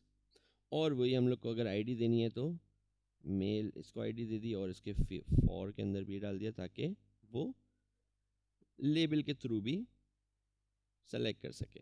फीमेल इधर आईडी दे दी फीमेल की। तो इससे क्या होगा कि मैं लेबल पे क्लिक करता हूँ, ये वाला सेलेक्ट, इसके लेबल पे क्लिक किया, ये वाला सेलेक्ट, लेकिन कोई एक ही सेलेक्ट हो सकता है। अब अभी इसमें क्या ऑप्शन है, इसमें सारे सेलेक्ट हो सकते हैं, ये इशू है। रेडियो बटन ऐसे यूटिलाइज होते ही नहीं है। हमेशा रेडियो बटन इसीलिए दिए जाते हैं ताकि आप कोई एक वैल्यू सेलेक्ट करें।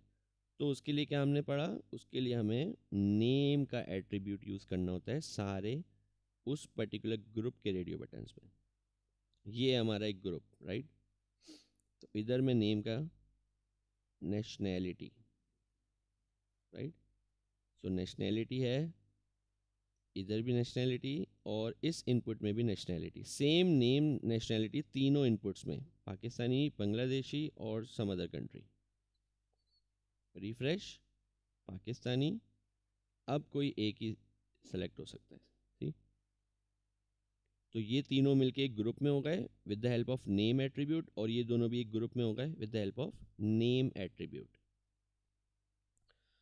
और इसमें भी अगर आपको आईडी एंड फॉर लगाना है ताकि ये लेबल पे क्लिक करें तो ये सेलेक्ट हो जाए, तो वो सिमिलरली इसकी तरह ऐड हो सकता है। आईडी एंड फॉर सेम चीज़ यहाँ पे भी ऐड कर सकते हैं।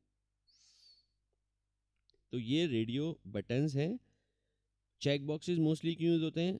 जब आपको मल्टीपल चीज़ें चेक बॉक्सेस में भी ग्रुप्स होते हैं, लेकिन उसमें आप ग्रुप यूज़ करें या नहीं करें, मीन्स नेम का एट्रीब्यूट, कोई ऐसा सच इशू है नहीं, क्योंकि चेक बॉक्स में तो आप वैसे ही अलाउ कर रहे हैं उन्हें कि आप मल्टीपल चीज़ें सेलेक्ट कर सकते हैं। चेक बॉक्स कब यूज़ करते हैं? जब आपको एक ग्रुप में मल्टीपल सिलेक्शंस अलाउ करने हैं, राइट। रेडियो बटन कब यूज़ होते हैं? जब आपको एक ही सिलेक्शन अलाउ करने हैं, ओनली सेलेक्ट वन आंसर। और चेक बॉक्सेस सेलेक्ट मल्टीपल, तो आप मल्टीपल चेक बॉक्सेस बनाए वो सबको सेलेक्ट कर सकते हैं, कोई इशू नहीं। तो ये चेक बॉक्स और रेडियो सब क्या है? इनपुट की टाइप्स हैं। Input means user value enter कर रहा है एक फॉर्म में, यूज़र एक अपना फॉर्म फिल करके देन फाइनली सबमिट करेगा। इनमें भी हम वही चीज़ इस्तेमाल कर सकते हैं कि भाई ये रिक्वायर्ड है, राइट। और अब इशू क्या है कि अगर मैं नॉर्मली इसको रिक्वायर्ड कर दूं,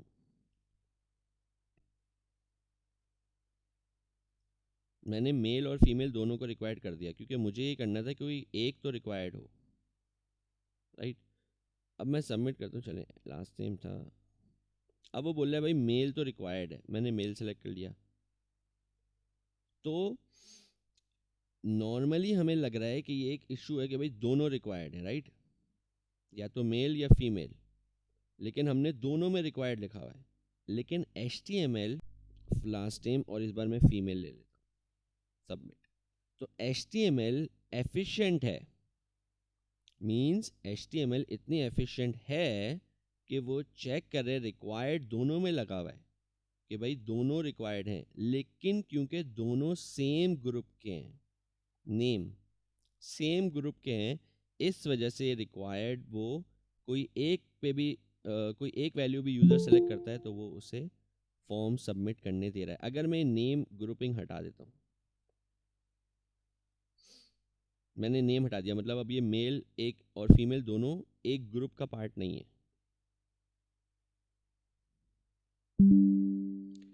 सही है। अब मैं रिफ्रेश करता हूँ तो लास्ट नेम, अब ये बोलेगा भाई मेल, अच्छा अब तो काम ही नहीं कर रहा वो रिक्वायर्ड। तो फाइनली मैं जैसे कह रहा था कि काफ़ी टाइम ऐसा होता है HTML जो है वो कर देती है, लेकिन इस बार उसने कहा नहीं भाई, अब हर चीज़ अपनी मर्ज़ी से नहीं करो, थोड़े से रूल्स फॉलो कर लो। तो रूल ये है कि भाई अगर आपको रिक्वायर्ड रखना है तो मेल तो एट्रीब्यूट नेम ज़रूरी है फॉर रेडियो बटन, और दोनों में मेरे ख्याल से, राइट। तो ये जेंडर का एट्रीब्यूट हो गया दोनों इनपुट्स, और रिक्वायर्ड की प्रॉपर्टी ऐड हो गई। तो अब वो हमें एरर देगा कि भाई ये रिक्वायर्ड है, सही है। अब वो एरर किस पे देता है? देखें वो सिर्फ मेल पे दे रहा है, क्योंकि जैसा मैंने कहा वो लाइन बाय लाइन चलता है, means HTML line by line check करती है, पहले यहाँ के एरर्स दिखाएगा फिर नीचे जाएगा वन बाय वन। तो रिक्वायर्ड तो फीमेल भी है, लेकिन वो मुझे पहले मेल का एरर देगा, तो मैंने मेल सेलेक्ट कर लिया, अब वो फीमेल का रिक्वायर्ड ज़रूरी नहीं है, मतलब अब वो रिक्वायर्ड नहीं है, सबमिट,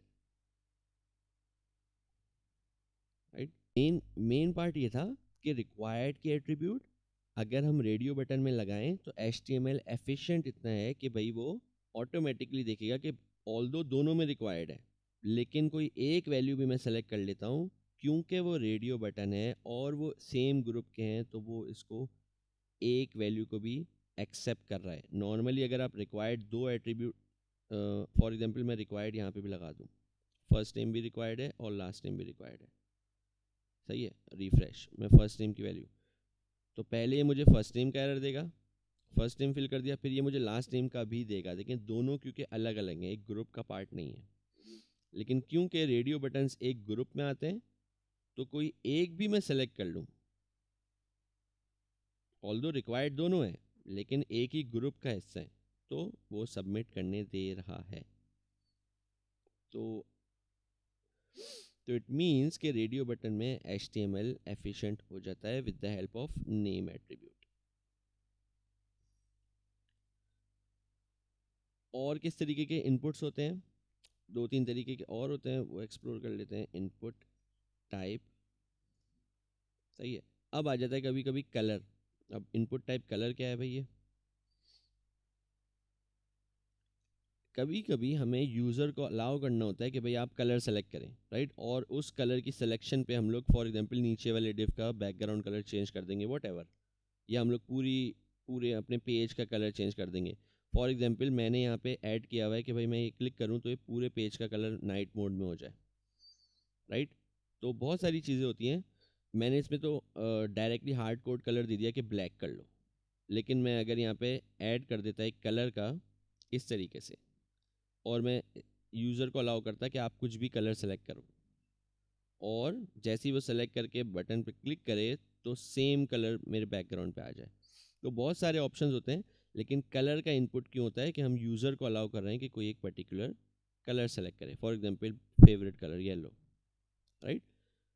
तो इस तरीके से कलर का इनपुट भी यूटिलाइज होता है, लेकिन बहुत ही कम आई गेस। लेकिन हम एक्सप्लोर कर रहे हैं कि भाई किस टाइप के इनपुट क्या यूज़र को शो करता है, राइट।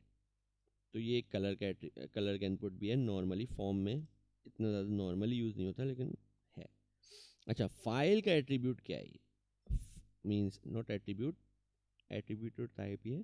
फाइल क्या है? ये फाइल ये होता है कि ये हमें अलाउ करता है कि हम कोई भी फाइल अपलोड कर सकें।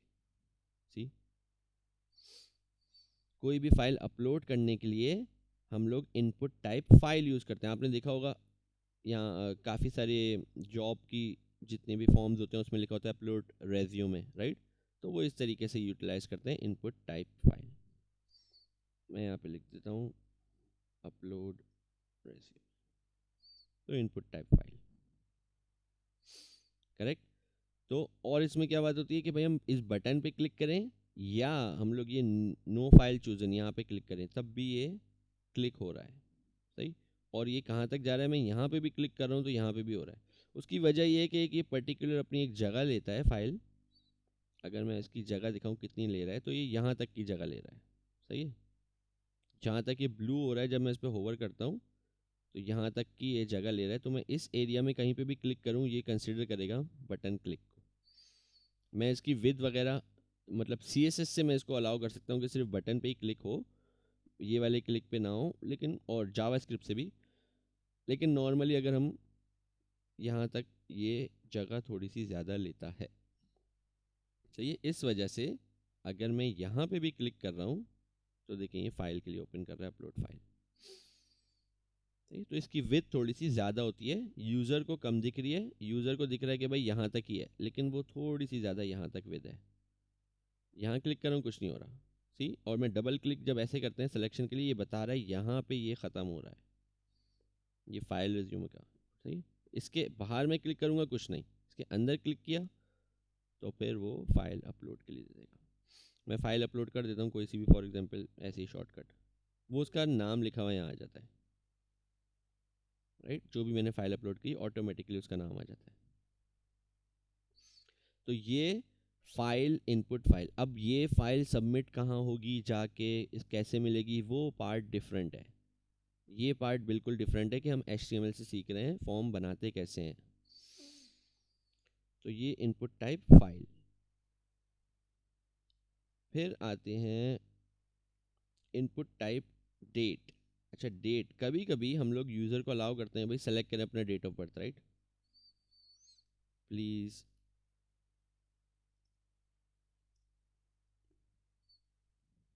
राइट। तो ये ऐसे ऑटोमेटिकली डेट फॉर्मेट में आ जाता है क्योंकि मैंने क्या दिया, उसकी इनपुट टाइप डेट दे दिया। मैं इसको नेक्स्ट लाइन में ले जाता हूँ ताकि क्लैरिटी हो। नेक्स्ट लाइन सही है। तो इनपुट टाइप डेट में क्या है कि आपको ऑप्शन देता है इस तरीके से डेट्स। आप यहाँ पे क्लिक करें, कोई सा मंथ, नीचे ईयर, ऊपर, राइट। तो डिफरेंट डिफरेंट तरीके होते हैं कुछ भी सिलेक्शन के, और फाइनली आप अपनी डेट ऑफ बर्थ सेलेक्ट करेंगे, ये इस तरीके से दिखा देगा आपको डेट ऑफ बर्थ। आप यहाँ पे भी एडिशन कर सकते हैं। अप की करेंगे प्रेस अप तो ये ईयर बढ़ाता रहेगा, डाउन की से ईयर कम होते रहेंगे। आप डायरेक्टली टाइप कर सकते हैं 2014, यहाँ पे भी टाइप कर सकते हैं आप 12 for example what ever, right.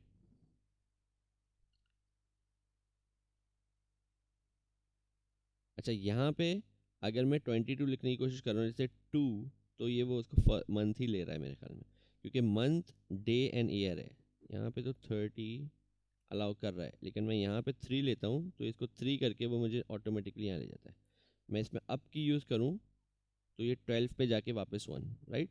तो ये भी ऑटोमेटिकली इतना एफिशिएंट है कि हमें गलत डेट डालने से रोक रहा है कि भाई मंथ तो 12 ही होते हैं, इससे ज़्यादा नहीं डाल सकते आप, वरना नॉर्मली तो यहाँ से आप यूज़ कर सकते हैं। फिर भी अगर किसी भी तरीके से यूज़र ने आके गलत एंट्री कर दी तो हम वो सब जावास्क्रिप्ट से हैंडल करते हैं और बैक एंड लैंग्वेज से भी। लेकिन हमें कभी कभी डेट दिखानी होती है तो इस तरीके से, कभी कभी हमें डेट के साथ टाइम भी दिखाना होता है। Date time local, okay, date time local चल रहा है तो date time I don't know why it's not working. Okay, date time में क्या ऑप्शन है कि आपके पास यहाँ पे डेट्स भी आ रही हैं और ऑटोमेटिकली आपके पास राइट साइड पे टाइम भी आ रहा है, सही है। तो फॉर एग्जांपल मैंने 3rd डेट ली और यहाँ पे टाइम ले लिया 5, मैं इस पर अब जा सकता हूँ, अब की यूज़ करते हुए आवर्स चेंज हो रहे हैं, सही है। ये भी वही है, 1 से 12 तक 12 घंटे ही दे रहा है, सही है। इधर मिनट्स दे रहा है तो ये भी 60 तक ही होंगे मिनट, 59 फिर 0 फिर 1, राइट। ऑटोमेटिकली सारे फीचर्स ये हमें सिर्फ डेट टाइम दे रहा है और यहाँ से मैं AM PM सेलेक्ट कर सकता हूँ और यही चीज़ मैं यहाँ से भी चेंज करता हूँ। मैं अप की करूँगा ये AM हो जाएगा, डाउन की PM, अप डाउन, और मे भी सिर्फ डाउन डाउन भी ये खुद ही चेंज होगा। इधर यहाँ पे भी मैं अप डाउन से चेंज कर सकता हूँ या डायरेक्टली नंबरिंग कर सकता हूँ। तो ऐसे सेलेक्ट करके या डायरेक्टली भी वैल्यू ऐड हो सकती है। तो ये इतना अच्छा सा UI दे दिया, पूरा कैलेंडर ओपन कर दिया। सिर्फ और सिर्फ आपने क्या किया HTML में, आपने सिर्फ और सिर्फ इनपुट टाइप डेट टाइम लिखा। डेट टाइम भी चल जाता है लेकिन हम उस पर नहीं जाते अगर टाइम ज़ाया करने, डेट टाइम लोकल, राइट। तो ये डेट टाइम लोकल कभी कभी हमें ऑप्शन देना होता है यूज़र को कि भाई टाइम भी सेलेक्ट करें, तो हम डेट टाइम के टाइप से यूज़ करते हैं। अच्छा, हिडन क्या होता है? टाइप हिडन ये होता है जो आपको दिखेगा नहीं। अब आप बोलेंगे भाई इसका फ़ायदा क्या है, जब दिख ही नहीं रहा यूज़र को तो इनपुट कैसा हुआ ये, लेकिन ये होगा, ये रहा, देखें, सही है। इनपुट टाइप हिडन यहाँ पे है लेकिन यूज़र को नहीं दिख रहा। तो ये डिफरेंट सिनेरियोज में काम आता है, वो थोड़ा सा इंटरमीडिएट लेवल हो जाता है। लेकिन अभी कोई एज सच एग्जाम्पल है नहीं बिगनर लेवल पे कि मैं एग्जाम्पल बताऊं कि भाई क्यों काम आ जाएगा ये, मेक इसका कोई सेंस नहीं बनता। लेकिन ये भी एक पॉसिबिलिटी है कि भाई इनपुट टाइप हिडन, ये इनपुट है, एक्चुअली में है, लेकिन बस ये यूज़र से हिडन है। देखिए मैंने इसका टाइप हिडन हटाया तो यहाँ आ गया, सही है। तो डिफरेंट टाइप्स होते हैं तो उनमें से एक हिडन भी है, लेकिन उसका ऐसे अभी कोई एग्जाम्पल या काम नज़र नहीं आ रहा।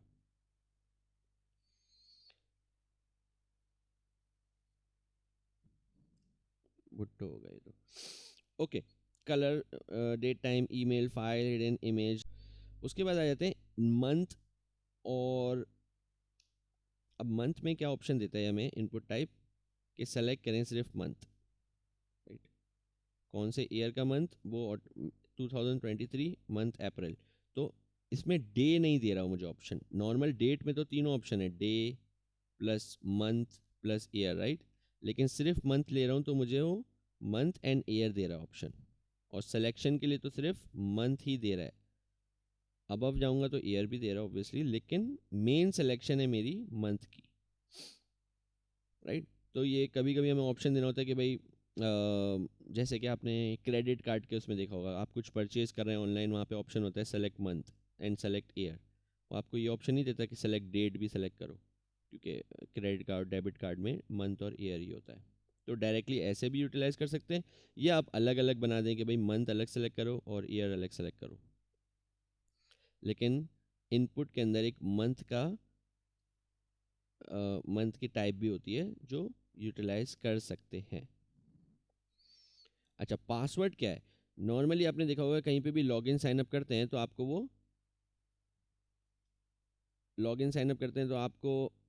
लेट्स से जल्दी से एक बना लेते हैं लॉगिन साइन अप का।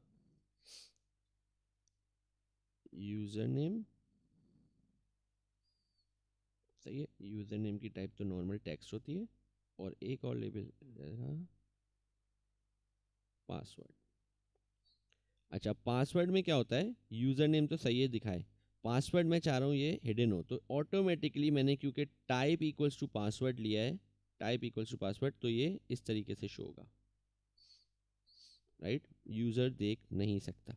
अब वो आई आइकन आता है, उस पर क्लिक करें तो फिर वो ऑटोमेटिकली शो हो जाए, वो डिफरेंट पार्ट है, वो फंक्शनैलिटी से भी होता है, शायद इसका कोई फीचर हो भी, लेकिन नॉर्मली टाइप से क्या होगा पासवर्ड से, कि बस वो मैं जो भी टाइप कर रहा हूँ वो इस तरीके से आएगा हिडन फॉर्मेट में, मतलब दिखेगा नहीं, बस इसका फॉर्मेट चेंज हो जाएगा।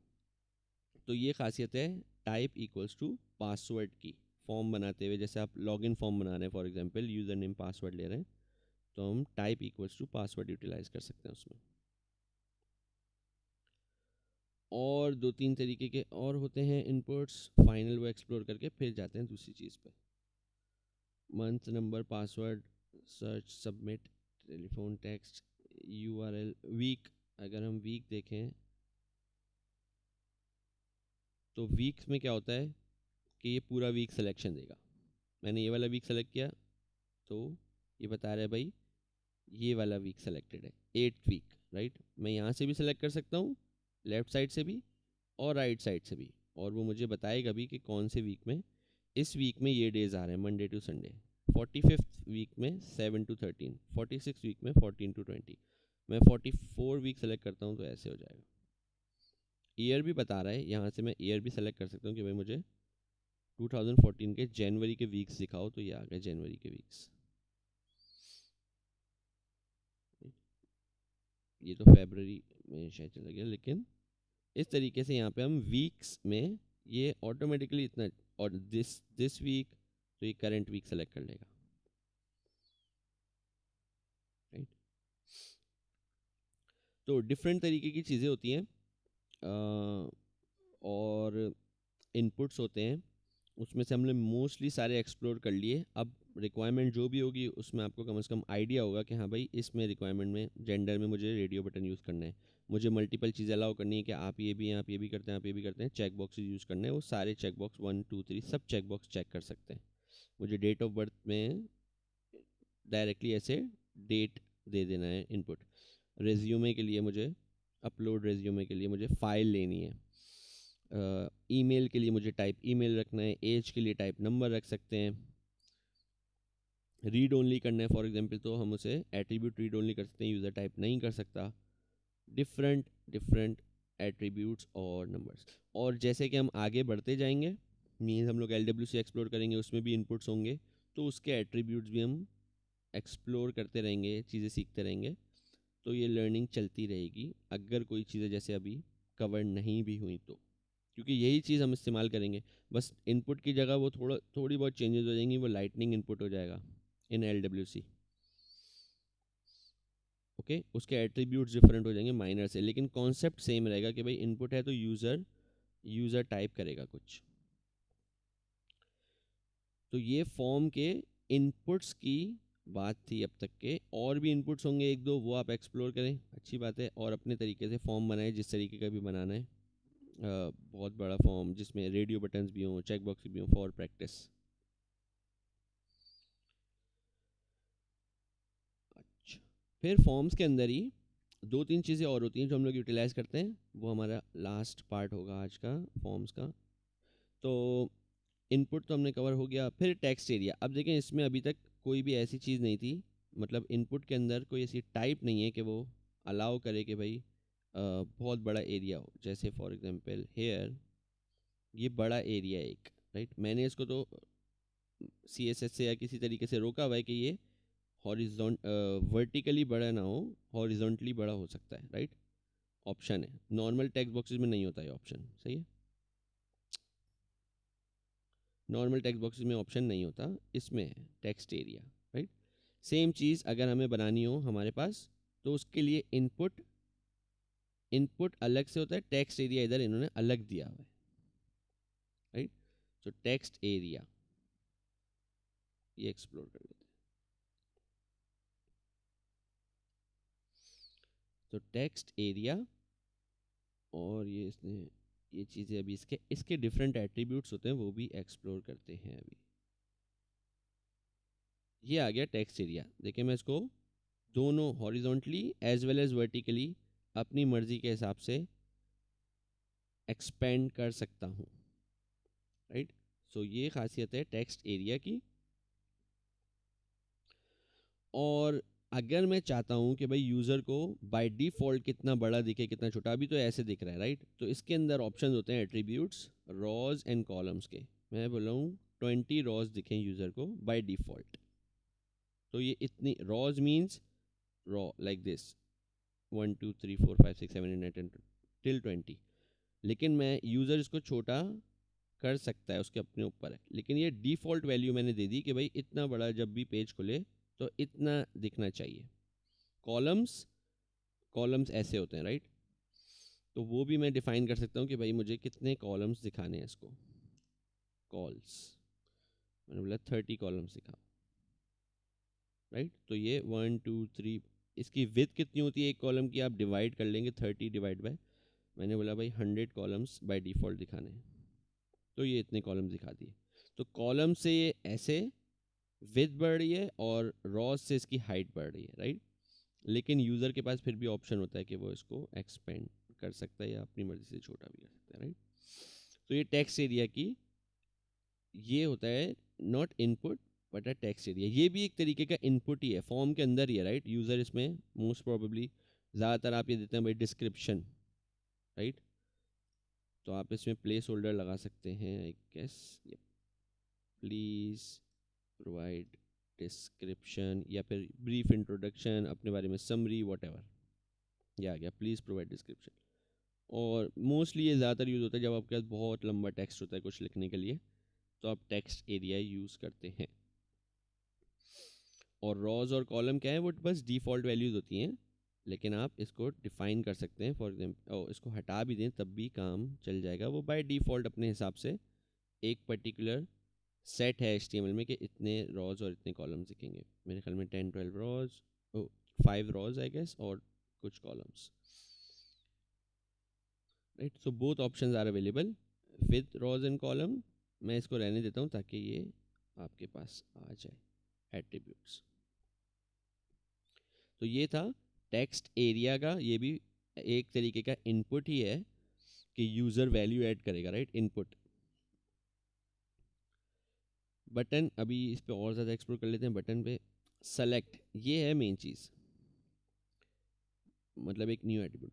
आपने देखा होगा बहुत सारे फॉर्म्स में आपके पास ऑप्शन होता है, पिक लिस्ट वैल्यू होती है कि भाई सेलेक्ट करो पिक लिस्ट में, right. Instead of radio button आपको पिक लिस्ट वैल्यू, जैसे हम सेल्सफोर्स में भी देखते हैं पिक लिस्ट की वैल्यू होती है, कोई भी ऑप्शन आप सेलेक्ट कर सकते हो। फॉर एग्जांपल यही चीज़ मैं रेडियो बटन में नहीं, इंस्टेड ऑफ रेडियो बटन में पिक लिस्ट में दिखाना चाह रहा हूँ, राइट। मैं कि यूज़र वो ड्रॉप डाउन पे क्लिक करे और फिर आए, तो वो मैं सेलेक्ट से कर सकता हूँ। कैसे? हमारे पास एक एट्रीब्यूट होता है, वो एक एलिमेंट होता है सेलेक्ट का, right. Select means obviously name ही बता रहा है कि भाई आप ऑप्शन सेलेक्ट करें, और इसके अंदर हम देते हैं ऑप्शंस। ओके, ये रहा सेलेक्ट होता है मेन एट्रीब्यूट, उसके अंदर आप देते हैं ऑप्शंस, सही है। अब मैं सेम ऑप्शन दे रहा हूँ, एग्जाम्पल ये वाली कि भाई are you Pakistani, instead of radio button value में भी हो जाएगा ऑप्शन, 2-3 ऑप्शन दे दिए। दूसरा ऑप्शन था are you Bangladeshi,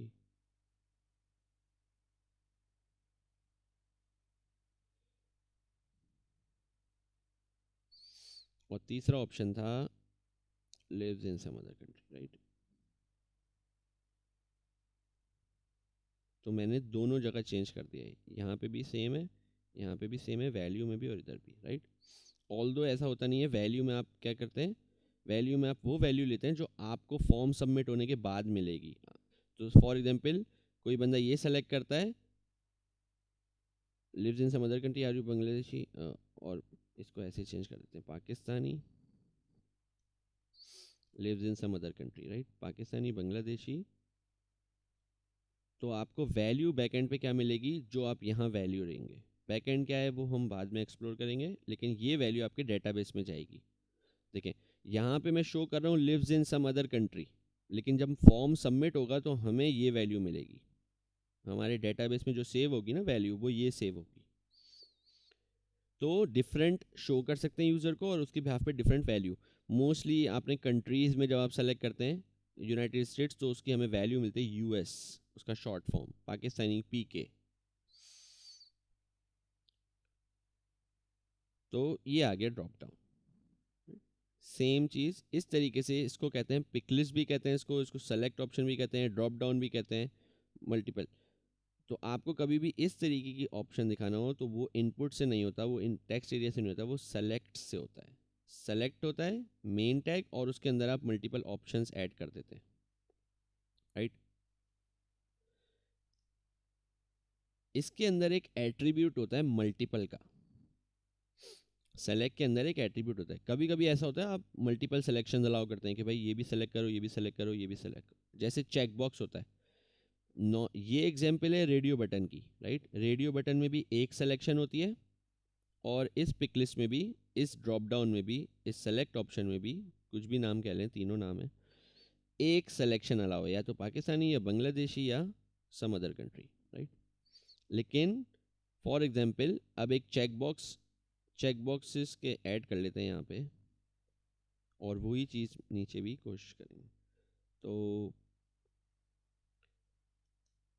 for example check boxes हैं कि भाई आपने आपकी सेलेक्ट योर स्किल्स, राइट, कि आपके पास क्या क्या स्किल्स हैं, करेक्ट। और उसके लिए मैं मल्टीपल स्किल्स दे देता हूँ, HTML, और उसके बाद इनपुट यूज़ कर लूँगा मैं, इनपुट टाइप चेक बॉक्स, कि भैया HTML भी है, मल्टीपल ऑप्शन दे रहे हैं, राइट। वो सब सेलेक्ट कर सकता है।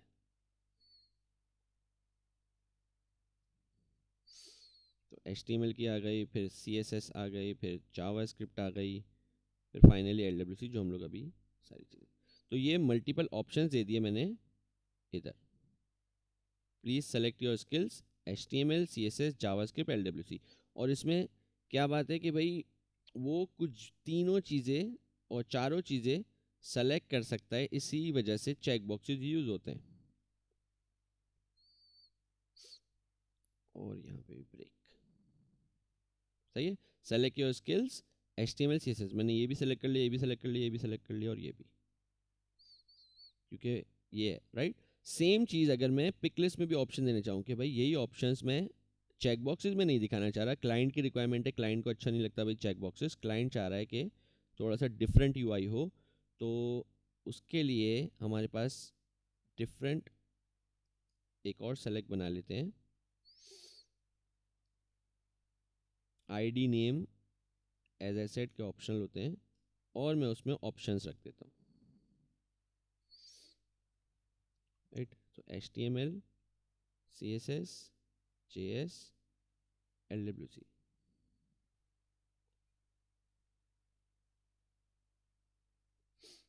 अच्छा, अभी तो मैं एक ही सेलेक्ट कर सकता हूँ, right, either HTML, CSS, JavaScript, लेकिन मैं चाह रहा हूँ इस पिक लिस्ट को मैं कन्वर्ट ऐसे करूँ कि मैं मल्टीपल सेलेक्ट कर सकता हूँ। तो सिंपली एक मल्टीपल का एट्रीब्यूट ऐड हो जाएगा। अब ये बिल्कुल ओके, सॉरी मैंने कहीं और नीचे इसमें मल्टीपल, सिंपली बस ये मल्टीपल का एट्रीब्यूट ऐड किया। अब क्या होगा कि ये पिक लिस्ट ऐसे दिखना शुरू हो जाएगी। और इसकी ख़ास बात क्या है कि भाई मैं एक साथ मल्टीपल सेलेक्ट कर सकता हूँ, कैसे, with the help of control. मैं control select click button press करूँगा और उसके साथ साथ क्लिक करता जाऊँगा, सब सेलेक्ट हो गए। या तो एक साथ सब सेलेक्ट करने में शिफ्ट दबा के, शिफ्ट प्रेस किया, पहले पे क्लिक किया और लास्ट पे क्लिक किया, सब सेलेक्ट हो गए। सिर्फ ये दोनों सेलेक्ट करने तो कंट्रोल के साथ ऐसे, तो आइदर शिफ्ट के साथ और कंट्रोल के साथ, और शिफ्ट और कंट्रोल के साथ में जैसे कि मैं शिफ्ट प्रेस करता हूँ और डाउन की प्रेस करता हूँ, डाउन, तो ये भी सेलेक्ट, डाउन ये भी सेलेक्ट, डाउन ये भी सेलेक्ट। इसी तरीके से मुझे CSS को छोड़ना है, मतलब कीबोर्ड से ही, तो कंट्रोल प्रेस किया, डाउन गया, इसको छोड़ दिया। अब कंट्रोल प्रेस ही है, मैंने कंट्रोल से फिंगर हटाई नहीं है। उसके बाद डाउन किया, मुझे इसको सेलेक्ट करना है, तो मैंने स्पेस दबाया है, स्पेस, तो ये सेलेक्ट हो गया। तो ये कीबोर्ड के ज़रिए होता है। अगर ये बहुत मुश्किल लग रही है बात, तो फिर आप सिंपली कंट्रोल दबाएं और कंट्रोल के बाद click click click with mouse selection. लेकिन क्या ख़ास बात है कि भाई मल्टीपल से पिक लिस्ट चेंज हो गई, इस तरीके का पिक लिस्ट नहीं दिख रही, अब इस तरीके की हो गई है, और इसमें मैं मल्टीपल ऑप्शन सेलेक्ट कर सकता हूँ। तो ये सेलेक्ट में दोनों ऑप्शंस अवेलेबल हैं, सिंगल और मल्टीपल। कभी कभी हमें ऑप्शन देना होता है मल्टीपल, और ये आपके ऊपर है कि आप यूआई कैसा दिखाना चाह रहे हैं। चाहे तो आप चेक बॉक्सेस में दिखा दें, करेक्ट, उसमें भी मल्टीपल ऑप्शन अलाउ हैं कि सब सेलेक्ट कर ली भाई। चाहे वो आप पिक लिस्ट में ऑप्शन दिखा दें, इसमें भी ऑप्शन है। सेम चीज़ रेडियो बटन और पिक लिस्ट में, चाहे आप रेडियो बटन में दिखा दें कि भाई कोई एक वैल्यू सेलेक्ट करो, चाहे वो आप पिक लिस्ट में दिखा दें।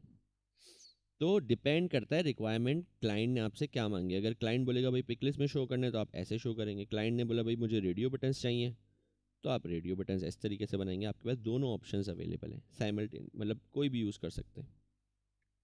सेम चीज़ जब आप स्क्रीन फ्लोज पढ़ रहे होते हैं सेल्सफोर्स में, तो उसमें भी यही है कि आप एक पिक लिस्ट का पिक लिस्ट यूज़ करते हैं, उस वो ऑटोमेटिकली रेडियो बटन भी बन जाती है। आप उसमें मल्टीपल चेकबॉक्स मल्टीपल सेलेक्ट करते हैं, वो ऑटोमेटिकली चेकबॉक्स बन जाता है, उसके अंदर ऑप्शन होता है। तो सेम चीज़ ही है, बस यूआई डिफरेंट है। चेकबॉक्स और मल्टी सेलेक्ट, रेडियो बटन और पिक लिस्ट। तो ये सेलेक्ट का ऑप्शन था जो मोस्टली यूटिलाइज होता है फॉर्म्स में। अच्छा, ऑप्ट ग्रुप इतना यूज़ नहीं होता, मैंने इतना यूटिलाइज होते हुए नहीं देखा, लेकिन कोई इसमें बहुत बड़ी चीज़ नहीं है। सिर्फ और सिर्फ क्या होता है, होता होगा वेबसाइट्स में कि भाई कैटेगरी भी वहीं आ गई, राइट, मेन कैटेगरी, उसमें से सेलेक्ट करो। फॉर एग्जांपल हम यही पूरा कॉपी कर लेते हैं, सेलेक्ट, ये भी सेलेक्ट ही है, लेकिन बस इसमें एक और एडिशनल चीज़ आ गई। वो एडिशनल चीज़ क्या है, देखें, सेलेक्ट तो सेम है, राइट, सेलेक्ट, उसके आईडी नेम आपको ज़रूरत है या नहीं है, कोई इशू नहीं, लेकिन ऑप्शंस भी सेम है अंदर, सही, ऑप्शंस। बस एडिशन क्या हो गई, एडिशन ये हो गई कि भाई ऑप्शन के ग्रुप आ गए। ऑप्शन की मतलब एक हेडिंग आ गई। फॉर एग्जांपल ये कार है, तो हमने बोला भाई ये जो दो कार है ना, इनको हम एक्स्ट्रा इन्फॉर्मेशन दे रहे हैं यूज़र को कि ये स्वेडिश कार है और ये वाली जर्मन कार्स हैं। एक्स्ट्रा इन्फॉर्मेशन दे रहे हैं ओपीटी ग्रुप से, और ओपीटी ग्रुप के अंदर लेबल के एट्रीब्यूट में हम वो बताएंगे। इससे क्या होगा कि हमारे यूआई पे ऑप्शन तो हमें सिर्फ ये चार ही दिख रहे हैं, देखें, वॉल्वो, सैब, मर्सिडीज, ऑडी। मैं ये जर्मन कार्स को सेलेक्ट नहीं कर सकता, मैं क्लिक कर रहा हूँ या नहीं हो रहा, और ना मैं स्वेडिश कार्स को सेलेक्ट, बस ये ड्रॉप डाउन के अंदर कैटेगरीज आ गई, हेडिंग आ गई।